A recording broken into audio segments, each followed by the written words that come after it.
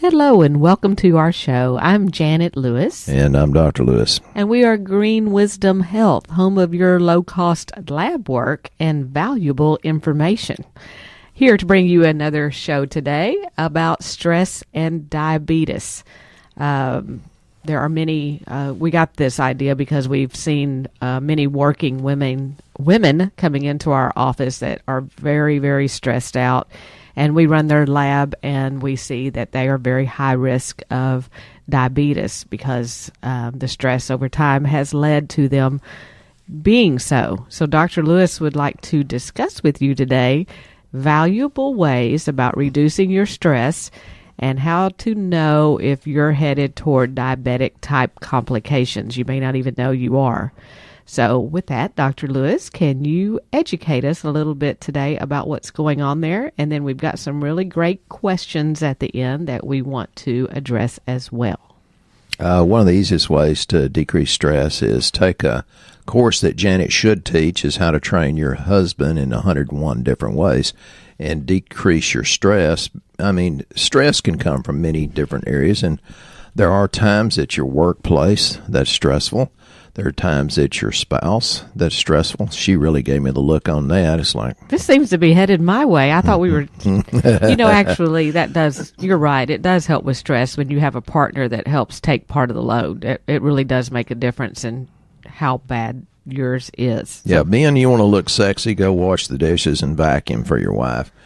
Yeah, I don't know why I got off on that, but, I don't know either, but there's always have a lot to say. So, stress is the many splendored thing, and I'm big about talking about chemical stress and how we need to detoxify.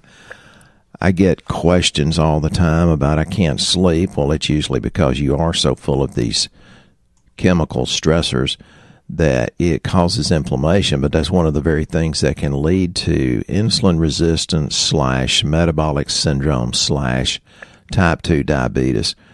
So, we'll dance around this and see if you can get something from that. One of the easiest ways to decrease stress is quit eating grain and sugar, and for God's sake, don't drink or consume aspartame. That's one of the most toxic chemicals you can put in your body. There was testimony in front of our Congress in 1974, I think it was, about how detrimental aspartame was to you. And people do that because it's a sugar substitute, and they think they're doing themselves a favor to kind of avoid diabetic tendencies or insulin resistance. Well, folks, it does not work. As far as chemical stress, I had this question yesterday from a real sweet lady whose son has some very serious problems. I think it's related to detoxification or lack of detoxification in his case. And she said, well, what do I do? I said, well, change the deodorant. Don't use deodorants that have aluminum in it. Avoid things that's full of aluminum and mercury, and there's many, many things that would be covered there. Go to cleaner food, and this lady was going to grow a much bigger, better garden, and her uncle is one of the largest organic farmers in Oklahoma. So she has a good background in clean food that's not full of pesticides. One of the things that I think contributed to my raspy voice is chemicals off of pillows that Janet's trying to find me the perfect pillow, and then we got some rugs that kind of reeked of chemicals. There are a lot of toxins that outgas from your carpet, from building materials, for your fire retardant side of your bedding. So there are many, many things. You can't avoid them. Now, it's great that you're not microwaving plastic or styrofoam or not heating your food in a microwave and those things. You should use glass, not stainless steel, because you don't do that in the microwave. But it's better to keep your food in glass and stainless steel as much as you can. Avoid plastic as much as you can. The other things, I'm a big one. If there's something or somebody in my life that's stressful, number one, I can choose to be better. I can choose to, I always tell people, you can choose peace instead of this. But if somebody's really a pain in the butt and they're just arguing for their limitations, I let them and I dismiss them very politely. Like, well, when you're really ready to get well, come on, because there's so many people out there that has blessed us with their trust. And there are so many people out there getting well, staying motivated to do that. And it does take time physiologically, and that goes back to decrease your stress by having patience. It really is a mental and spiritual game to a very large degree. I also talked to a lady yesterday up in Wisconsin, Minnesota, somewhere up there, and I asked her how she found us, and she just stumbled across us.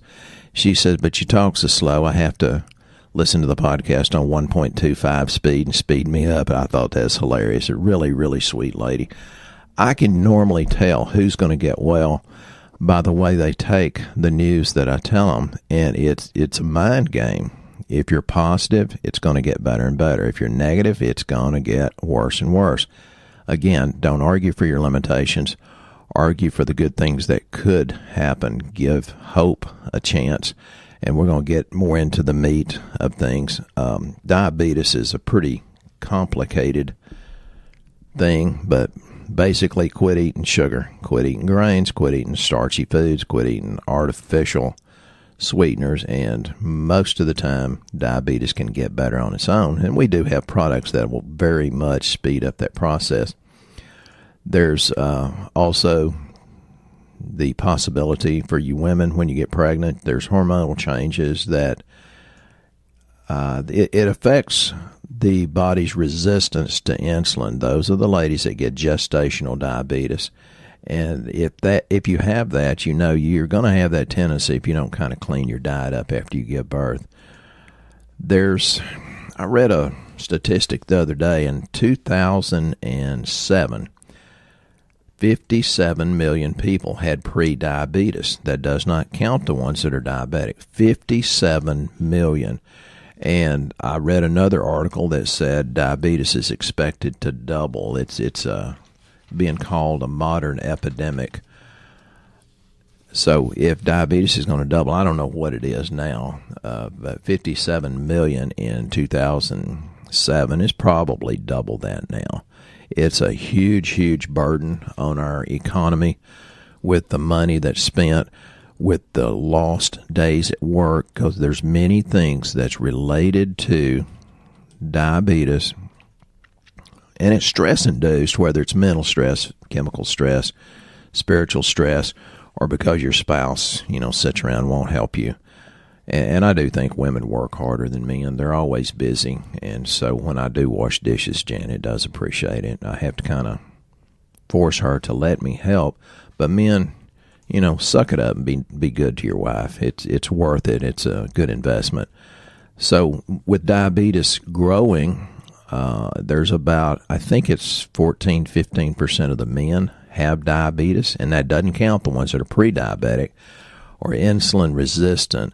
And that's why we run insulin when we run the test, so we can see it coming years before it slaps you in the butt and all of a sudden I was diagnosed with diabetes. You can see this stuff coming and take precautions. I quoted a scripture the other day on the podcast, and Janice said, well, was that Shakespeare? I said, no, that's really out of the Bible. I think it's Proverbs. A prudent man foresees danger and takes precautions, something to that effect. So it's about 14-15% of the men have it, and 12% of the women, and this is people over 30, have diabetes, and many of them don't even know it. But there's even millions and millions and millions of people that already are diabetic. Some of those don't even know it. I think that's at least a quarter of our population. Our population's over 300 million, so you do the math on that. I have seen that in my own family. I have seen it reversed when they took precautions and did what they were supposed to do, change the diet, and take some supplements that really help decrease insulin resistance. My favorite one there is Dioxanol. It has the biotin. It also has chromium. More importantly, or maybe not more importantly, but it has alpha-lipoic acid. And I think if you're going to take one standalone product. Janet and I do not take alpha lipoic acid. We take R lipoic acid, which stands for reduced, and it's even more effective than alpha lipoic. The Dioxanol has the alpha. It has cinnamon bark and it has vanadyl sulfate, and they really help to decrease your cravings, to decrease your insulin resistance, to help the insulin work more effectively. And when I take it like I'm supposed to, I do not crave bread. I do not crave potato chips, soft drinks, ice cream, things like that. It's not that I'm diabetic, but I do have that tendency because my mother used cooking to love her children, so we thought love was hot cookies when we got off the school bus or homemade cinnamon rolls in the morning. And even many of my friends remember my mother's love, but well, one guy named Rogers, he said at her funeral, says, well, I remember throwing up after eating Miss Vida's pancakes. He said it wasn't that they weren't good. I just ate so much I couldn't stand it. So we got loved, but it was the flour and the sugar. And we know now that that wasn't necessarily a good thing. We didn't really know that back then. Very interesting. You mentioned the product of Dioxanol. That is a product that's really for people that know they have high blood sugar or been diagnosed as a diabetic. We also have one that is less expensive for people that have not been diagnosed, but they get those feelings of, oh Lord, I'm going to rip your head off if I don't get something to eat by noon because I'm dying here of starvation. Those are people that could have the potential to go in toward having low blood sugar, and they need to eat right away so it'll go back up. There's something called reacted chromium that we have that helps to stabilize that so you don't take the big swings, the big dips, and you'll find that you're not going to rip someone's head off if you don't get lunch at noon, and you can actually make it or have a little bit of protein and make it a little bit longer with the reacted chromium. So there are a couple of options there for blood sugar. Or fat. Janet says protein, which is really good, but the people that are going on the keto diet, folks, it's really not a fat. It's a good way to eat. So the fat will keep you satiated and make you feel fine.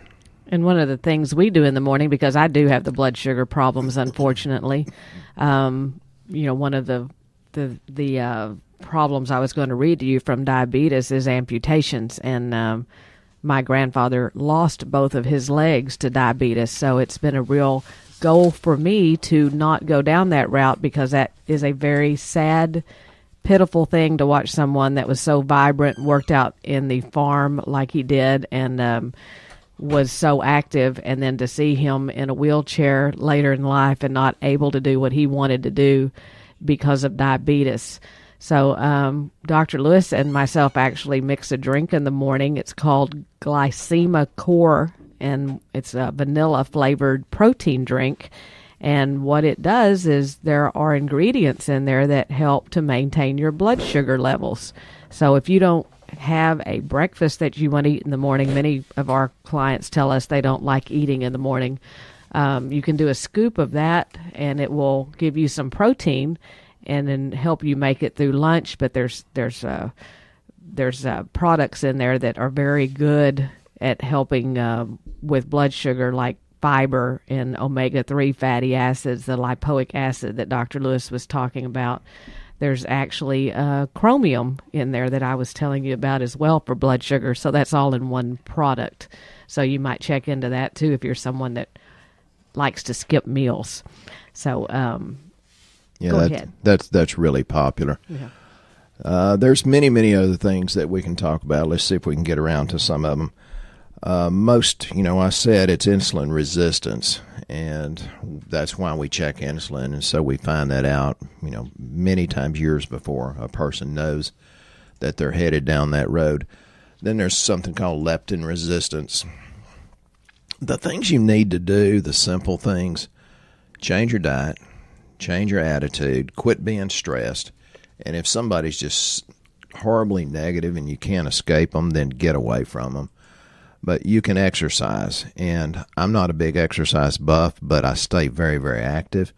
I think mild to moderate exercise is a very good way to help you keep healthy. It lowers your insulin resistance, lowers your leptin resistance. You don't really need a lot of it. You just need a little bit. That's interesting. There's also some, some of the telltale signs that you are becoming diabetic is like heart disease. Some people don't even put this together that they might be diabetic. And when Janet's talking about heart disease, I cannot tell you how many young men say they have erectile dysfunction, the inability to maintain an erection and complete intercourse. Folks, that's the beginning of the resistance, whether it's diabetic or heart stuff. Yeah, having a stroke can actually mean that you may have diabetic issues as well. High blood pressure, and I can't tell you the people that come in here with high blood pressure that probably are diabetic, and sometimes we don't know because they don't run their lab. They just want something for high blood pressure. But one of the things you can do for that to help with stress and high blood pressure is magnesium, a good magnesium. Our favorite here is reacted magnesium because of the different kinds they put in it so it doesn't give you diarrhea. You can tell the story about Dr. So-and-so that wrote you that email the other day about his magnesium. Go ahead and tell the story. My mind has left. Elvis has left the building. There's this very nice doctor that was kind of treating himself, which, I caution you against that. And he was taking a magnesium from a friend of his that is one of these companies that tell you it'll make you young, rich, and good looking in 30 days. And it was not a great form of magnesium, and I'm not going to name the name of that company. They very, very, very much overstate what their oils and nutrition can do. And so he finally got to feeling so bad, he told Janet, he said, I can't even step up on the curb, and he was going into congestive heart failure. And he said, I get breathless when I step up on the curb. And Janet changed what he was taking and gave him some good magnesium, and I don't know how many days it was, 2, 3, 4 days. He was writing emails about, oh my God, this pain went away, I can take deep breaths, I feel oxygenated, I can go back to the gym, etc., etc. And that's the difference in taking good supplements. And people say, well, they're all the same. It's like, well, why did you divorce your first idiot ex-wife? Because women are all the same, so are supplements. No, they're really not. So a side note to that as well, I do remember who he's talking about now since he told the story. He flirts with you all the time. This doctor thought he knew what was wrong, and he told me he had high iron, and he wanted to run a test for just high iron. And this is the one that could not take a step on the curb. And I said, what if you're wrong? What if it's not high iron and it's something else? And then you've gone down to the lab and you've gotten poked and you've had one test and then we don't know where to go. And he goes, well, you got a good point. So I talked him into running our comprehensive lab panel. It's 12 different lab panels. Right now it's $298. It tells us a whole lot of information, and you get Dr. Lewis's consultation to go over it. And I talked him into running that one because I could see more. And when it came back, his iron was not high at all. And that's when we found out that part of his problem was a magnesium issue. So again, if you're out there going, hey, I know what's wrong and I'm taking this stuff because I'm fine, and you're just guessing, you may not be right. Because see, even a doctor sometimes does not know what's going on without lab work. So he wrote me again and told me he was 300% better since he had started on just the reacted magnesium that we gave him and a couple of other products. So that's a great story. That's good. Well, and it's not that I'm necessarily smarter. Actually, Janet did most of that. The point is you need somebody objective to look at you. I've told the story several times. I'm not smart enough to fix myself. I need somebody objective, which would be Janet. She definitely has more wisdom when it comes to being objective and taking care of me. So when you want to decrease your stress, you eliminate your grains, even the so-called healthy grains, like, oh, well, it's whole grain. People ask me, well, what about this whole grain bread? I said, it's a little bit healthier way to kill yourself. Get off of it. organic grains. That's nasty. So you don't do bread, pasta, cereal, rice, potatoes, and corn. Most people don't know corn's a grain. They think it's a vegetable. The only thing good for corn is to make cows and pigs fat. You want to monitor your fasting insulin level. You want to optimize your vitamin D level. That can have a really good effect in getting you healthier. I just had a patient email me just a while ago, said, my vitamin D's 99. My other doctor's worried about it. What should I cut back? I said, I'd be thrilled if mine was 99. I have never seen anything yet, and I could be wrong, but I've never seen anything yet that says vitamin D's toxic until it gets over 140. Now, I wouldn't flirt with higher than 99, but still, I wouldn't back off. I have to take an overdose of it to get it up around 50 or 60 just because GI tract won't absorb it for some reason. But vitamin D is incredible way to get healthier. So some of the things you can take, just in general, it's easier just to take our stuff. It's, geared toward that. But, the chromium Janet talked about, the alpha-lipoic or R-lipoic, R-lipoic's better. You can take raw adrenal, which is very, very good. You can take quercetin or quercetin, ever how you want to pronounce that. It's an incredible thing. Glutamine and taurine, the essential amino acids, and people say, well, I'm getting enough protein. Well, it may not be the right kind of protein. You have to have good digestive enzymes to pull that off most of the time. Garlic, believe it or not, but remember on a previous podcast I said, it can't be the stuff that I used to use. You have to crush it right then because of the way the enzymes promote and bring out the allicin in it. So either crush it right before you cook it or crush it right before you consume it, or you have to have an enteric coated garlic, which we handle if you want it. B12 of folic acid. We take care of the 50% of the people that have the 5-MTHF problem. Zinc is very important. CoQ10, which Janet just gave to me before this podcast.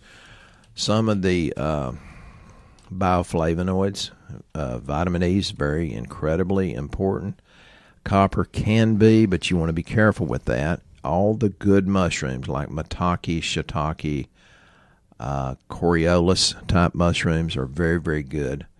And believe it or not, one of the best things you can do is do fiber. And that if you have to take an extra fiber, that means you're not eating enough vegetables to get the fiber in, because the fiber will help decrease the sugar spike and gives, beware of buzzwords. The buzzword now is prebiotics, and people ask me every day, so what about prebiotics? It's just fiber. Don't get hooked in by the new, greatest buzzwords. So let's get on it, if you will, Janet, to the questions or things we've heard on Good Morning America, too, that deserves some discussion. Oh, yeah. I wanted to make sure that we addressed the stress part of this as well. You touched on it briefly. People needing adrenal help. Cortisol is very important. So that may be a big reason why, if you feel stressed, that you can't get over it, or you don't know what to do because your adrenals are not right. They're either too high or they're too low. And without lab, there's no way to know that, so you know how to address it. But it is amazing when you find out what your cortisol levels are and get the right product for that, how much better you feel and how much your stress goes away. I did that when I got Janet as a wife. I decreased my stress. He sure is flirting today, and his voice is awfully sexy, kind of like Sam Elliott, because he's had this congestion. I'm thinking, this is really good. I can really hear you. It's not the pollen, although we're being pollened here in East Texas. My beautiful truck's yellow. But we do want to address some things that people have been asking us about. I think the big one and the big eye-opener for the week has been, oh my gosh, they're not going to recommend an aspirin a day anymore for cardiovascular prevention. Dr. Lewis would like to discuss with you a little bit about why that is and what's actually gone on with why are they taking our aspirin away, and what are we supposed to do in place of it? Wasn't it a big prevention type thing? Yeah, and I've lost most of my notes on that. But and aspirin today has never been a good idea. It's got something to do with there was 80-something studies that said aspirin did nothing for cardiovascular health. And what happened was Bayer, in its infinite intelligence, said, well, we're so blooming low on magnesium, they put in 15 milligrams of magnesium oxide, and therefore, oh my God, it looked like it increased heart health. Well, it wasn't the aspirin. And so we're going over and over and over again. And I'm telling people, I've told them for years, I said, I don't take care, I don't make decisions about drugs, but I read one time where there was 16,500 deaths per year from people taking NSAIDs, which includes aspirin, but it also includes Tylenol and ibuprofen.